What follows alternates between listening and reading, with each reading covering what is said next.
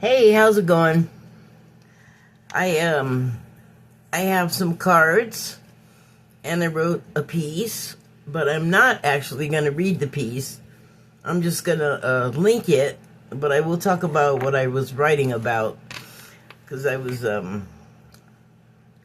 didn't have I hadn't determined a subject to talk about or to ask the cards a question about. So I have some cards too.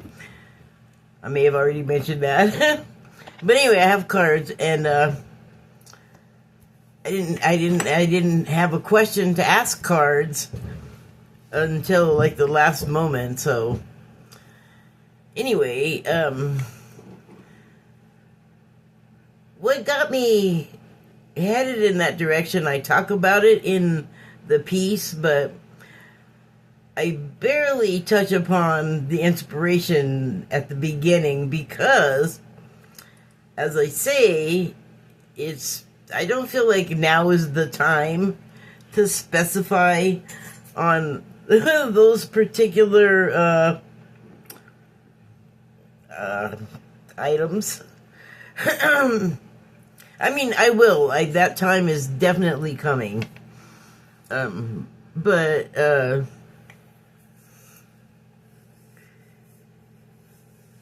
you have to be careful if you're gonna try and talk about certain subjects, especially right now. It seems like even as I'm learning how connected things are, like I talk about it a lot about people being connected, and that certainly applies here, but it's a different category, I guess you could say. So yeah, at the moment I don't really want to specify about that stuff. And I think I'm right because no one else is doing it, but I can't be the only one that knows this stuff. It has to do with unfolding events of, topical stuff, like what's everybody talking about?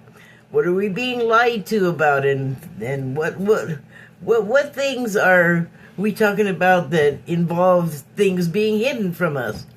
It's stuff along those lines, things of that nature.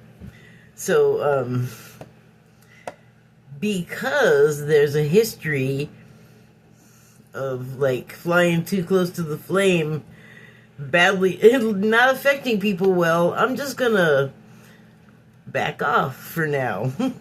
You can guess as you wish. So anyway, I have a Declarations of Mary Magdalene card, and I'm going to read it to you. It says, when one loves thyself in wholeness, one is at peace in thy heart. So, obviously, that is if you can be like a calm feather, unaffected, just hovering, floating, while there's chaos, like a tornado or something happening all around you, if you can just float amongst that, unaffected, unruffled, then you can do that because you have reached a place of wholeness within yourself. And with that comes the understanding, a lot of understandings, like the fact that, yeah, you could get killed, but, that's just part of life.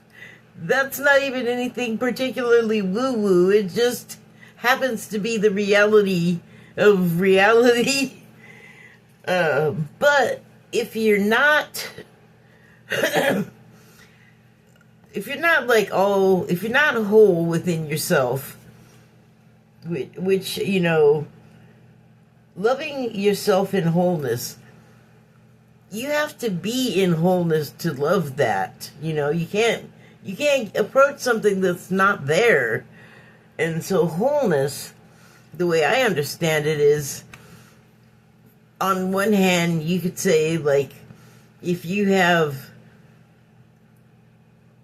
a good meshing of your divine masculine and feminine within yourself, from there you can go out in the world and like do anything almost. Like you have that as a part of your toolkit of your capabilities.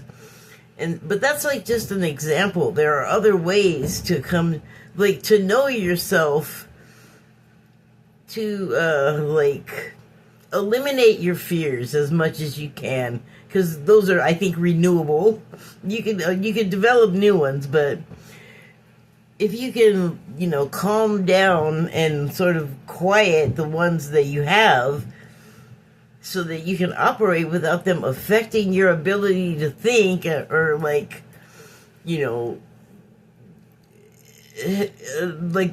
losing the ability to regulate your emotions. Like if there's a bunch of chaotic things happening around you and there's lots of high emotion where people like kind of are not able to hold it together, it's good if there could be someone there, some element in the situation that's not, right in front of your eyes, falling apart or going crazy or something. I know that's kind of vague sounding, but I'm trying to describe something that I have not experienced. A landscape, I guess, that has yet to solidify. But it's just it's like any other type of preparation, like girding yourself for whatever, like whatever you think you're gonna run into, you like develop and strengthen the skills that you feel like are gonna serve you or protect you best in that situation. So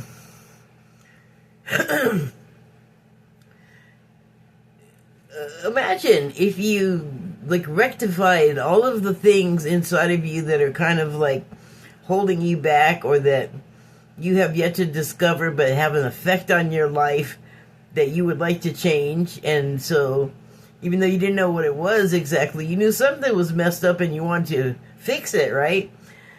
So let's say you've done all of those things, and then that creates a whole new landscape where, again, like, it's yours to fill out, to decorate, to color in. It is as yet undeveloped, you're the architect. Like, you can go in and make the world as you feel it should be. To live in this one, as it's transitioning from the world we know to the world we're gonna make or whatever, you also need a toolkit and a defense mechanism if you want to help yourself and others. So it's just always a good idea to be prepared. Even if you don't know what's coming, you just kind of do your best to prepare yourself to deal with any eventuality. And that takes like an inner fortitude, and that goes along with that becoming whole within yourself. Like, you have to like go to rock bottom and have your like darkest day to understand certain things. So I think that once you get control of your inner self, I mean, I think somehow that's more massive than whatever craziness is going on in the outside world, because once you master your inside world, then you can master the outside world, no problem. That's conjecture, but the teachings sort of indicate that type of thing.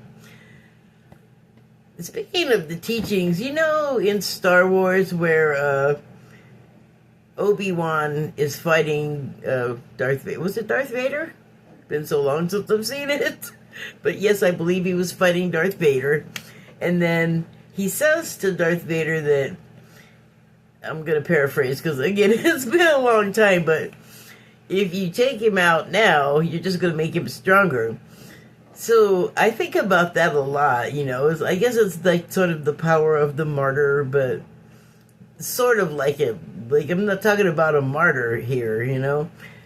So I have been seeing videos from this woman, and I started following her, but she talks about Michael Jackson and his soul a lot, and how he still has an effect on the world today, even though he's gone. Like, that movie came out about his life, and whatever people are saying about it, like, some people are, of course there's camps, but some people are like really enthusiastic about it and happy to see it. And you know, I guess his nephew did a really great job playing him and learning how to dance like him and do all of the things that he did, that, you know, his mannerisms and his voice and everything. And so some people think it's really good, and then some people hate it or are mad at it because it doesn't address the negative stuff, like the trials and things that were all of these allegations, ugly allegations against him. And what this woman is saying, and I had already like decided how I felt about him. Like, it's really easy to get swept up with everybody making assumptions. But there was something about him the whole time, his whole defense. I just never felt like... I definitely felt like he's a weirdo, and he behaved strangely, but I didn't think he was a perv with those kids. I just didn't. And so, this woman came up in my feed. I don't know, like, I was watching a clip of Bashar talking earlier. Bashar, who Daryl Anka channels, and Bashar was saying that there's no coincidence. There are none. Like, even if you're in a traffic jam, the person next to you in traffic that you see out your window and you are there for a reason. And so it might not be for your karma or your whatever you've got going on, but it's something that requires your presence. And you don't have to. I talk about this a lot. Like, it's not all about you. Like, other things are happening and your presence may be required, but you don't have to be conscious of that, or even that there's anything going on other than your own stuff. It's crazy that way. But, so, I guess, like, the movie coming out sort of heightened Michael Jackson's sort of afterlife abilities to affect this side of the veil, you know. One of the titles on a thumbnail today said something like, he sent out a big blast, like, I'm paraphrasing, but it was something like, he had a big effect today. So, and I'm wondering if that was the same day that we had that huge solar flare activity that sent this like belt of energy to just come like it looked like a belt, like in mid-flight, flying down here to just slap right on the planet. And that day, well, let's see, physically I had to be like unconscious. I couldn't, like, I started to feel tired, and that's not unusual because like my health, that happens a lot. But this was different. Like, I couldn't get over there and get the bed straightened out the way I wanted it so I could get in it fast enough. Like I just barely made it. Like, you know, I remember I like laid down and my head hit the pillow and I was like, whoo, I did it. And then it was like 8 hours later. So, that's an unusual length of time for me to sleep if I don't have a cold or something. Like, usually my max is like 4 hours, 5 hours. So, and I knew something was up that day, and I guess I did know about the solar thing ahead of time, but I've kind of not really. I guess I was feeling cocky. I was thinking, oh, I don't have to worry about those anymore. Like, that's not a big deal anymore. But I was wrong. That's okay. It was smacking some information into us. Pardon. So I have also some Shaman's Dream Oracle deck cards. And I haven't pulled those in a while, but I was just like, hey, why don't you use those today? And I was like, hey, okay. All right, so let's see what we got from there. We got number 57. That adds up to 12. And the card is Unmarked Trail. And the subtitle is Revelation. That word literally came up in my essay, which I will link again. Or a form of the word revelation. So, this image is trying to jump out of my hand. Where are you going? Oh my God.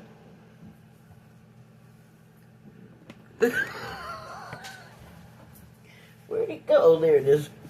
Hold on.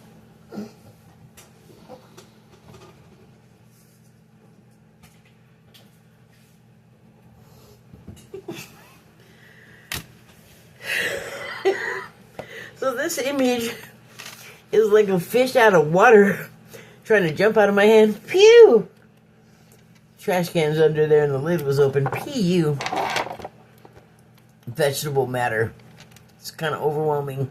Alright, so as you can see, the image is, I think it's a stack of some sort of stone type situation. But you can see that there's graduating sizes, like smaller to larger. But it also does that the opposite way. So that's either a reflection. Well, I think it is a reflection. What was that? Speaking of solar flares. And I think it's meant to be a reflection. Because, it says unmarked trail, like I was talking about before. Like, we don't quite know what's ahead yet.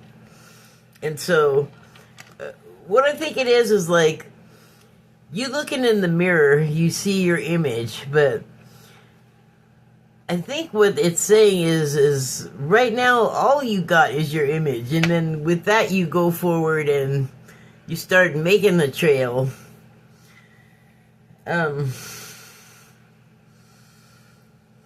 It's funny, I was talking about hitting rock bottom again.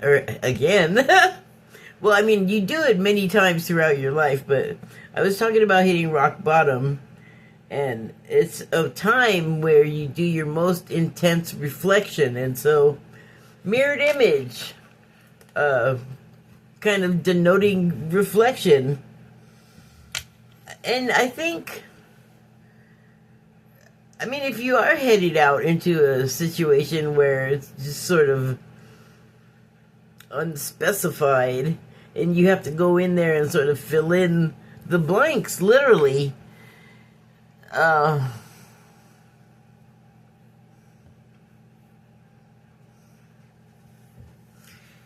you're going to be searching yourselves. You're going to do a lot of soul searching to know the right thing to do going forward in your unexpected future, or unknown future, rather. Okay. I guess that's it. Ouch. I guess that's it for that card. So the next one is Whale Song. It's number 61. That adds up to 7. And so it is there is a whale, and it is in some sort of circle.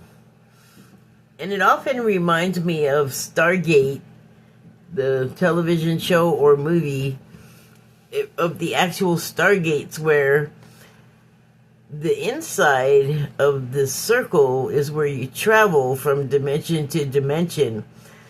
And when the device powers on, and actually operates a, what do you call it? Not transaction, not translation.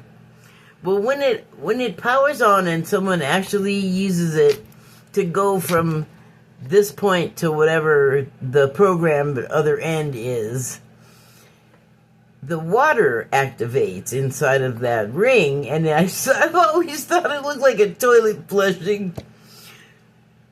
I mean, it kind of does. But I think it's interesting that, like, I'm seeing it as a Stargate. It's also looking like a crystal ball, too. I don't really have much... I don't relate to those as much as I do a Stargate, I guess. But the whales have been in the news, and I keep talking about how... Not only that I felt for a long time that they were trying to communicate with us through, like, suboral sound, because they can vibrate sound on that kind of level, like below the level of hearing, but you sort of feel it, or you absolutely feel it. And so then there was also the post that I saw where the thumbnail was saying, you know, the whales are saying we're in danger. Like, I knew they were saying something.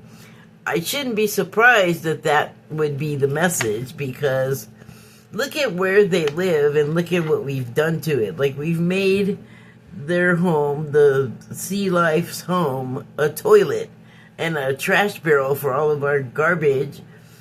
And, you know, I don't want to, like, go off into total, you know, fanatic territory here, but it's serious. We, not just for their sake, but I mean, if we make their life better, it's gonna make our life better. It always makes our lives better when we are in service to helping someone, or we, you know, do things in terms of service, like with that thought in mind, you know, whatever it is you happen to be doing. So they are here as sort of companions, sibling, guardians, and we don't, I guess, realize or even think about the idea that they could be there, like, hi, we're connected to you too. You know, you use water, we really super use water. We do in other sea life, and it's like they're making an entreaty to us and warning us of the dangers of continuing to treat both of our homes so carelessly. There's time. We don't know yet how we're going to fix it, what we're going to do about it, but within the time of waiting... See, I didn't read the piece, but I talk about long arcs of time where you're waiting for stuff to happen that you wanted to happen already, yesterday, 100 years ago. Like, wanted this to be already have happened type thing. But that's not the way things roll. You have to...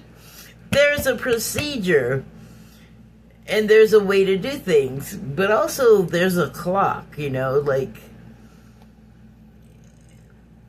There's a clock already going for a number of pertinent things to life on Earth, but you know, taking care of the environment is, I think, more important than any political anything on a poll. If you ask me about war, economy, healthcare, you know, space invasion, I would be like, no, let's deal with the first thing. Let's deal with cleaning up our home and keeping it livable for everyone. And stop being... How can we be so selfish and thoughtless as to just spitefully litter and pollute? Or at all, but the spiteful gets me. Or, like, I don't get it, but it gets me. Like, why? Why are you doing that? Like, who are you trying to impress? Okay, so the next card is Fortune's Wheel. It is the number 23 card. Well, 23, I guess, is the angel number for angels. Like, if you're talking about angels, you can say 23, and people who know should be all, angels, I guess. I'm not an expert at this stuff. Anyway, so the card is Fortune's Wheel, and the subtitle is Luck and Right Timing. Wow. So the piece that I wrote was very much about timing. I love it when things coincide that way. So this, this to me is about the same as the Wheel of Fortune in your tarot deck.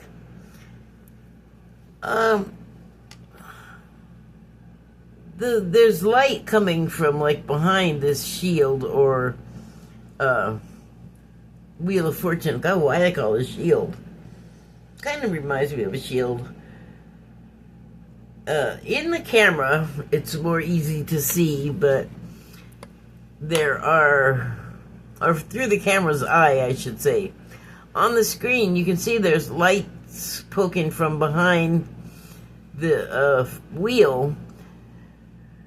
But in the camera, what I can see are actual, like as if this were shedding actual rays of light. I can see this shooting a line across here. This one shooting a line across here. Like, it's very pronounced. And then up through here, I thought like it might be light, but it's not. I don't know. You can just look at it. You can see that, like, in the, it looks like wicker. In the weaving of this wicker, there seems to be, for some reason, a light patch. Like, almost as if it was, like, burned by a sun, like a light beam. I don't know. Why am I talking about that so much?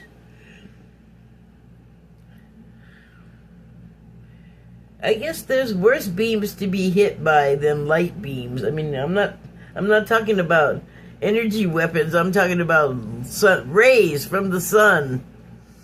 I think it's not too bad, you know? And actually, there's a lot of good to sitting in the sun or getting the sun on you and in you and whatever. I feel like I'm getting sidetracked. Where am I going? Oh, okay, so, like,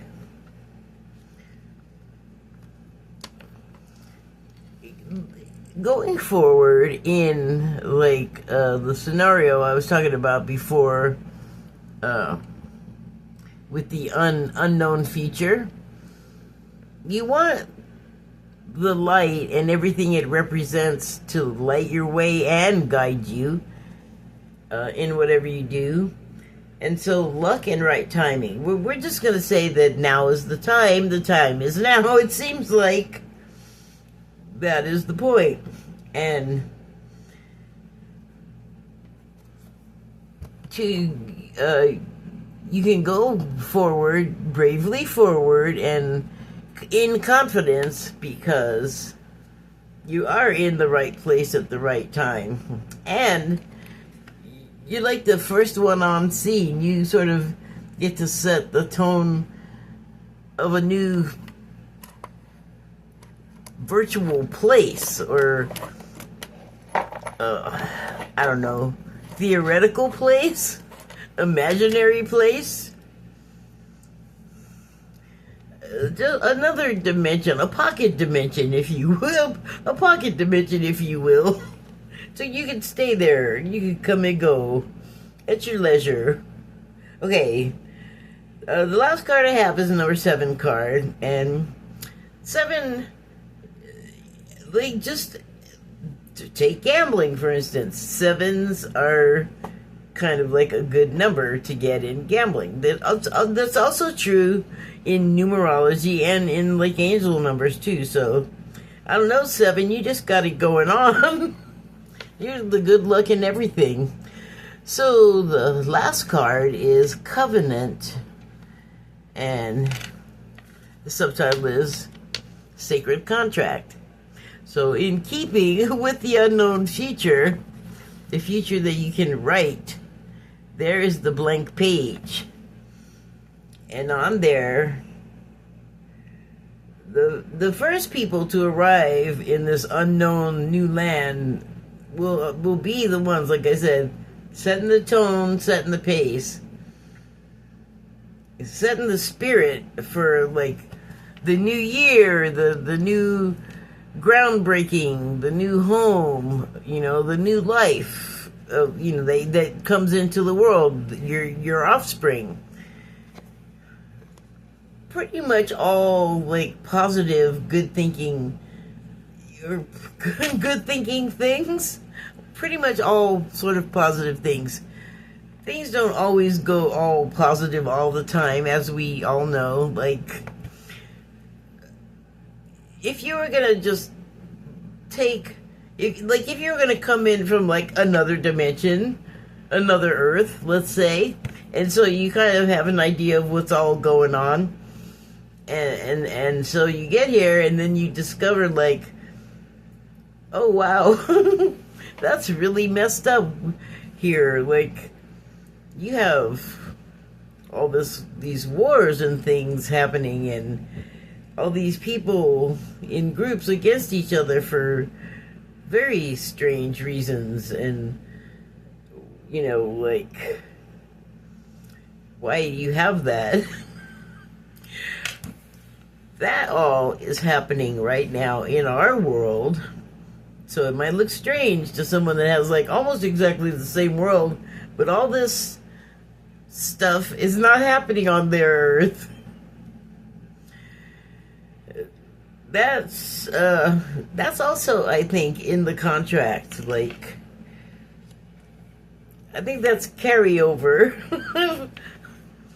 Or, like, it's not done. It's stuff that's not done here. That's not finished. We have old things overlapping right now.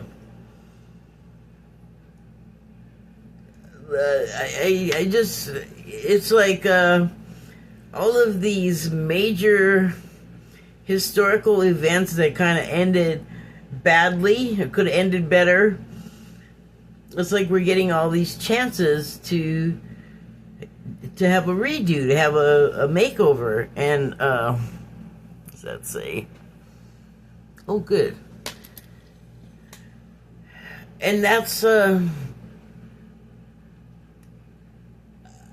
yeah, I mean, that's like something that is a contractual agreement that's carried over for a long time, because it is something, oh my gosh, that we have had to do in increments of time. Get out of Dodge. The title of the piece that I wrote that I'll be linking is called Increments. And so, yeah, that's okay. So that's why we have some carryover. Like, what I was saying about Basher, talking about the people on either side of you on the freeway, like, even if you have no more to do with them than just to notice that person was there on that day at that time, that I feel like is what's happening now. Is like all of the people that weren't there for the other parts, the previous increments, the unfinished business,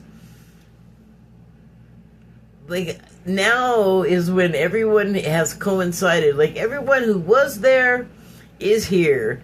Everyone that had something to do that they didn't finish, they're here to finish it. And so it's not going to look, exactly the same as it did originally, but you can still accomplish the same things you're out to accomplish if you put a different hat on it, like the main thing is still there, so however it's dressed up or wherever it's landed is not so important. It's not as important as completing the mission, finishing the job, not letting your work just dangle, like with no ending. And boy, it's almost, I feel like the fact that those things that they're like having to do with unsettled, aggressive, warlike times, just having them laying about unfinished and left open-ended, like some of their energy, I feel like, has leaked out and is part of like the energy of what we have now, like part of that blend of emotions and events. I can't help but feel like there's this huge convergence of all of those things trying to happen at once, trying to repair at once. So we're all being called upon for a lot, just as people, not necessarily knowing that they're participating in like this grand architecture. Like it's one of those things where it's so big that one side can't see what the other side is doing, and so maybe can't even hear, like they don't know. And still, things have to converge and come together and mend, repair. And that's good. Like that. Also, that is why we're here. Even though the terrain may change, we're still us. Some of the problems, or maybe they're not problems, maybe they're just things that have to happen a certain way for other things to be able to happen in a way that needs to happen. I don't know. It's on the other side of the area. I can't really see. I just have to trust the plan. I just have to have faith. I just have to stick with my contract and I have to just do my contractual agreement and not worry about all that other stuff too much, because in conclusion, all of that stuff kind of, well, when I say that stuff, I'm talking about those unfinished affairs, but there is also, I think I might have forgotten.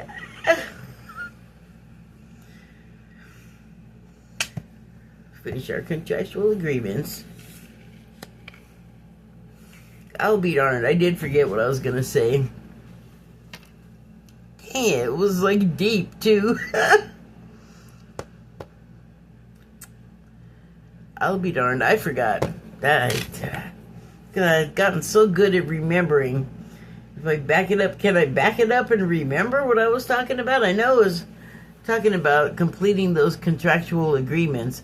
Oh, they're still here. We're still here. We still have to like finish the unfinished, because we don't want to take anything that hasn't been settled behind, that hasn't been cosmically adjudicated, I guess. And yes, there is a clock.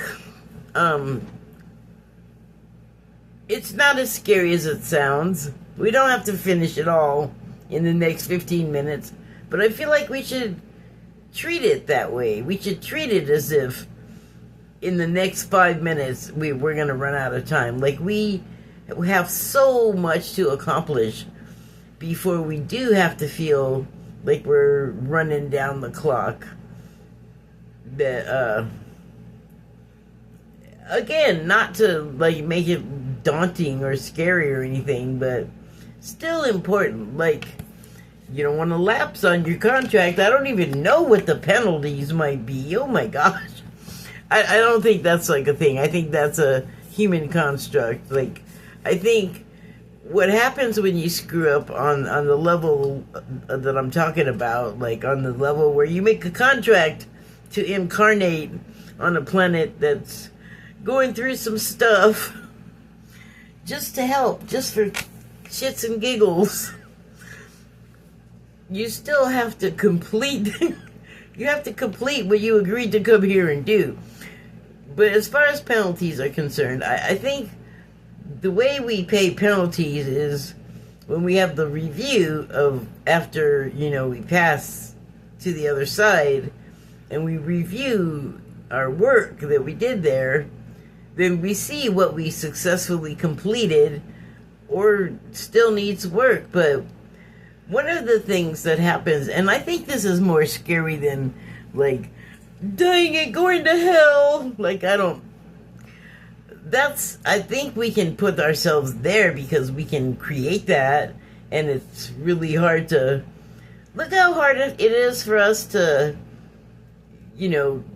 get through each other's biases, and I know this, and so I can't possibly learn anything else. There's nothing else, I just know. And it's like, come on, nothing in the world is like that. So, yeah,